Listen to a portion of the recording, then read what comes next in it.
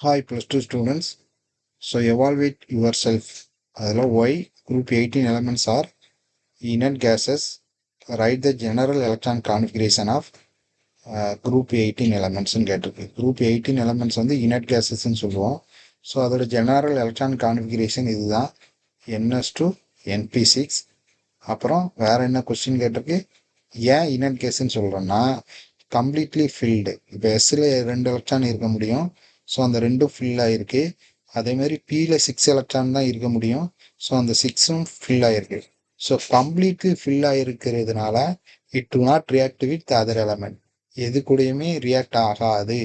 That's why it is called inert cases.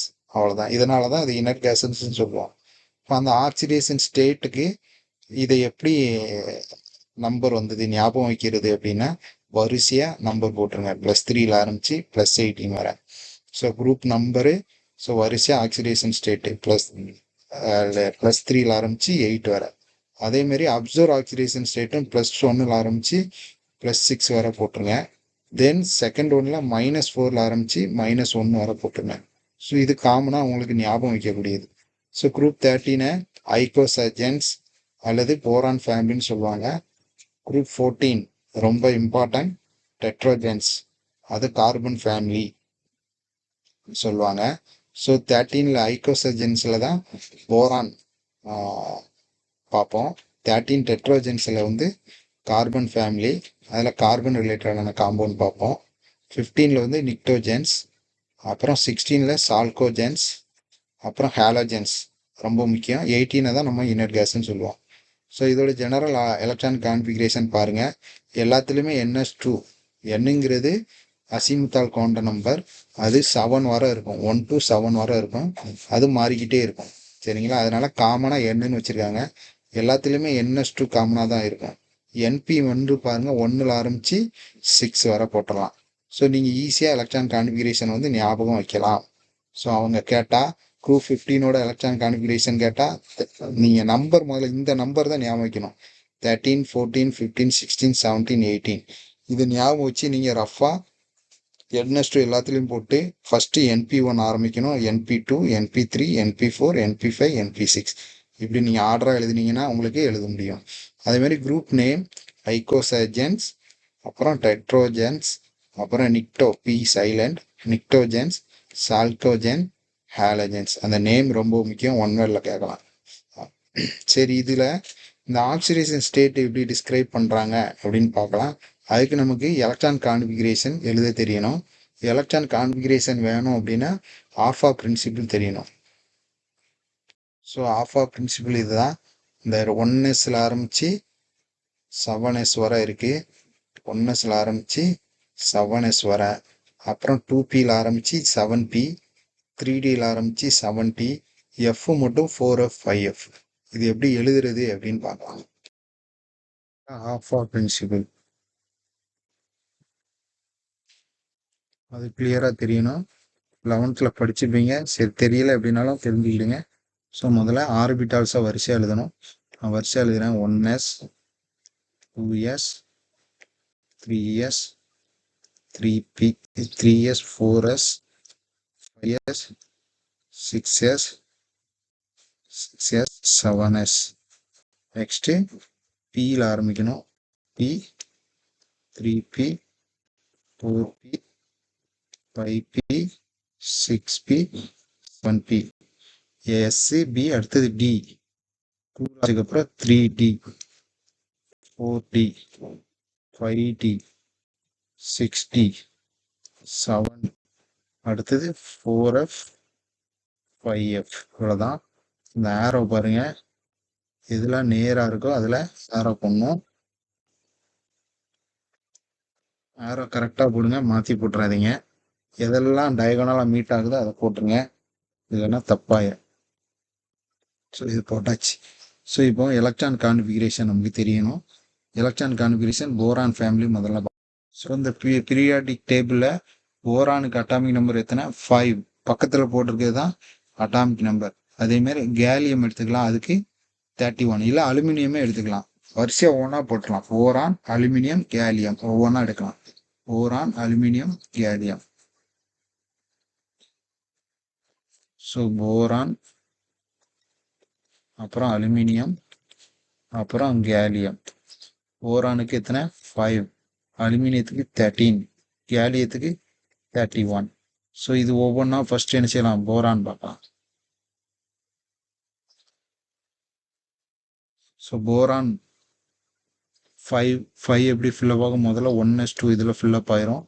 1s2 next இந்த 1ல் fill up ஆகிட்டு திரும்ப 2s ஃபில்லப் ஆகும். இப்போ 2s2 நெக்ஸ்ட்டு 2pயில் ஃபில்லப் ஆகும். 2p1. So equal to count பண்ணி பார்த்தீங்கன்னா 5 வந்துடும். இதுதான் போரானோட எலக்ட்ரான் கான்ஃபிகரேஷன்.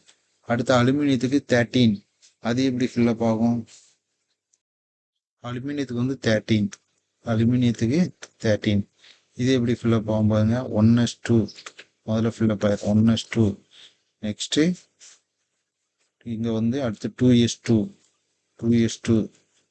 ஃபில்லப் ஆனதுக்கப்புறம் 2p6 அதுக்கப்புறம் 3s2 நம்பர் பார்த்துக்கிடுங்க, 13 தான் வரணும்.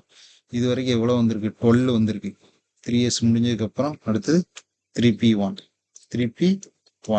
ஸோ இதில் செல்லு போடும்போது 1s2 இப்படி தான் போடணும், செல்லு 2 8 இப்படி தான் வரும். அப்போ வெளியில் இருக்கிறது 3 எலக்ட்ரான் இருக்கு. சரிங்களா, எலக்ட்ரான் கான்ஃபிகரேஷன் எழுதும்போது 1s2 2s2 2p6 3s2 3p1. இதில் வெளியில் இருக்கிறது தான் அவுட்டர் செல். இப்போ இது 3 எலக்ட்ரானை கொடுக்கலாம். அப்போ +3, இதோட ஆக்சிடேஷன் எவ்வளவு, +3.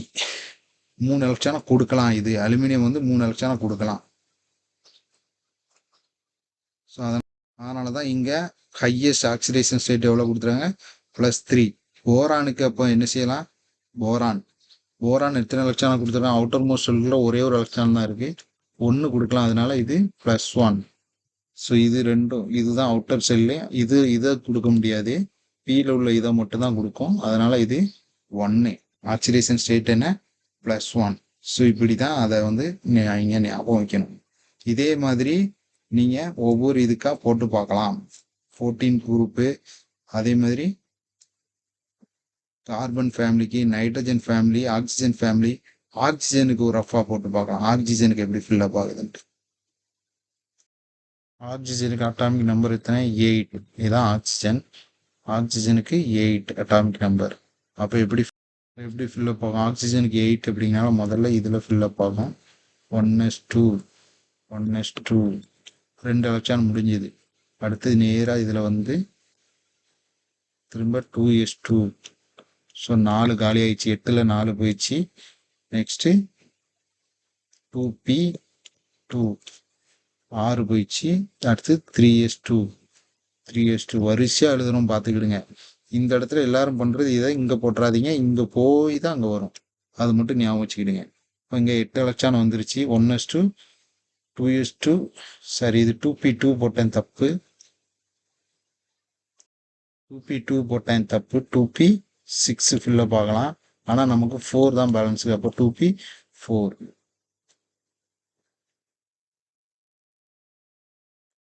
மறுபடியும் ஆக்சிஜனுக்கு போடலாம். பாருங்க, 1s2 முதல்ல 1sல ஃபில்லப் ஆகும்.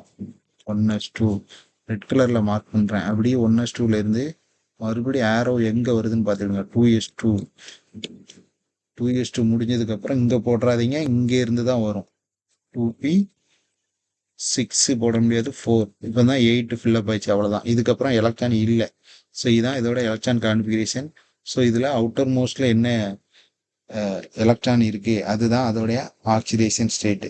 சரிங்களா, ஆக்சிஜனுக்கு இப்போ பிக்கு 6 இருக்கலாம், 4 தான் இருக்கா. அப்போ 2 என்ன செய்யும், வாங்கினா -2. அப்போ -2 ஆக்சிடேஷன் ஸ்டேட். இப்படி தான் கண்டுபிடிக்கணும். ஸோ இருக்கிற அந்த ஃபேமிலியில் எல்லா ஃபேமிலிக்குமே நீங்கள் இப்படி எலக்ட்ரான் கான்ஃபிகரேஷன் போட்டுட்டு கமெண்ட் பண்ணுங்கள். அதுக்கு அட்டாமிக் நம்பர் மட்டும் தெரியணும். அட்டாமிக் நம்பர் பீரியாடிக் டேபிளில் பார்த்தே போடுங்க. இப்போ போரானுக்கு 5, கார்பனுக்கு 6, இந்த மாதிரி சிலிக்கானுக்கு 14, ஜெர்மானியத்துக்கு 32, அப்புறம் டின்னுக்கு வந்து 50 இருக்குது. டின்னுக்கு போட்டு பார்க்கலாம், 50 போட்டு பார்க்கலாம் பெருசு. சரிங்களா, டின்னு போட்டு பார்க்கலாம். டின்னுக்கு எவ்வளவு, 50 SN வந்து 50. ஸோ முதல்ல இங்கே ஃபில்லப் ஆகும் 1s2. நெக்ஸ்ட்டு இது முடிஞ்சதுக்கப்புறம் 2s2. இது முடிஞ்சதுக்கப்புறம் 2p6 3s2. 2p6 ஃபில்லப் ஆகிட்டு அடுத்து 3s2. இது முடிஞ்சு அடுத்து 3p6 4s2 4s2.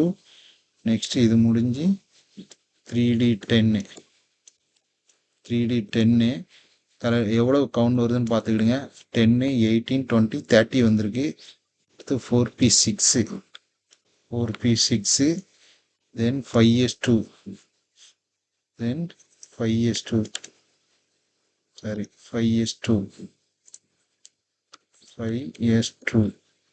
5s2 முடிஞ்சதுக்கப்புறம் நேராக மறுபடி 4d10 வரிசையாக கவுண்ட் பண்ணி பாருங்கள். 10 அப்புறம் இது ஒரு 10 20 30 32 42 வந்திருக்கு. தென் 5p6 48. அடுத்தது 6s2. அவ்வளோதான் 6s2. இப்படி தான் போகணும். இதுதான் எலக்ட்ரான் கான்ஃபிகரேஷன். இதில் 4d10 5 இந்த அவுட்டர் மோஸ்ட்டில் எத்தனை எலக்ட்ரான் இருக்கு? 2 எலக்ட்ரான் இருக்கு. அப்போ இதோடைய ஆக்சிடேஷன் ஸ்டேட்டு பார்த்தீங்கன்னா +2. இது ரெண்டுத்தையும் கொடுக்கும். இன்னைக்கு மறுபடியும் தெளிவாக போடலாம். 1s2 முதல்ல இதில் 2 எலக்ட்ரான் s2. நெக்ஸ்ட்டு இப்படி எலக்ட்ரான் ஃபில்லப் ஆனதுக்கப்புறம் இங்கே வந்து 2s2. நெக்ஸ்ட்டு 2s முடிஞ்சதுக்கப்புறம் இதில் வந்து 2p2 அப்புறம் 3s2 அப்புறம் இதில் இருந்து இப்படி வந்து 3p6 4s2 மறுபடியும் இதில் போட்டுறாதீங்க. உள்ளே போய் 3d10 வந்து தான் 3d10. நெக்ஸ்ட்டு 4p6 கவுண்ட் பண்ணி பாருங்கள் எவ்வளோ இருக்குது அப்படின்ட்டு. ஸோ 2 4 சரி இது 6 10 12 18 20 30 36 அப்புறம் 5s2 அப்புறம் 4d10 அப்புறம் 5p கவுண்ட் பண்ணி பாருங்கள். 10 18 20 38 44 46 10 20 30 36 38 48 அப்போ 50. ஸோ இதுதான் அவுட்டர் மோஸ்ட் செல்லில் 2 இருக்குதுனால இதுதான் +2 ஆக்சிடேஷன் ஸ்டேட். இந்த 2 எலக்ட்ரான் அது என்ன செஞ்சிடும்? கொடுத்துரும். ஸோ இப்படி ஒவ்வொரு எலமெண்ட்ஸ் என்ன உண்டோ அதை என்ன செய்யலாம்? போட்டு பார்க்கலாம்.